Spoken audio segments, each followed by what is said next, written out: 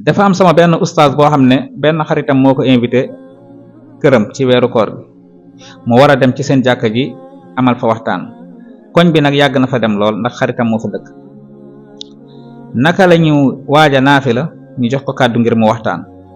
ba mu jëlee kàddu mu ne koñ bii nga xam ne jàkka ji fii la nekk bu amee ay jullit bari na it ay naafeq bu amee ay jullit bari na ay naafeq ñëpp ne tekk mu ne lu waral ma wax loolu mooy koñ bii nekkul guléet ma fiy ñëw seen jàkka ji nekkul guléet ma fiy jullee rawatina waxtu bu gee waaye ni ngeen di ñëwee ci naafila gi ak ni ngeen ko respecté woo leen noonu yeneen waxtu yi te maa ngi leen di yëgal ni képp kuy ngat-ngati di sonn ci sunna te respecté woo say farata yëgal ni yaa ngi mel ni kuy rëdd cib ndox yeneen bi moo ko wax sa jëf ji zéro la. mu daal di fay amal waxtaan bu tàng jër. mbokk li nga ciy jàngee mooy balaa ngaa sonn cib sunna di ci ngat-ngati na nga fexe say farata mat ngal la naafila bi ñuy naafila ci weeru koor bi ci dem jàkka yi waxtu juróomi moo ko gën a nekk farata ci ñun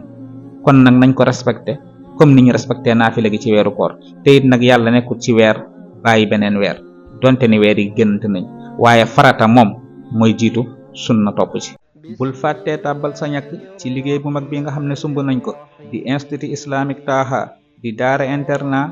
plus école élémentaire ci biir li ko tax a jóg mooy jàngale alquran jàngale xam-xam ci anam gu set te wér te leer ni ko yonent bi alayhi salaatu wasalaam diglee sàmm xam-xam taxawu xam-xam rek mooy yitte gi. numéro bi di 77 394 15 21 du ci waay def yàlla na ko suñu borom tàbbal ci say misaanul xasanaat wasalaamu aleykum.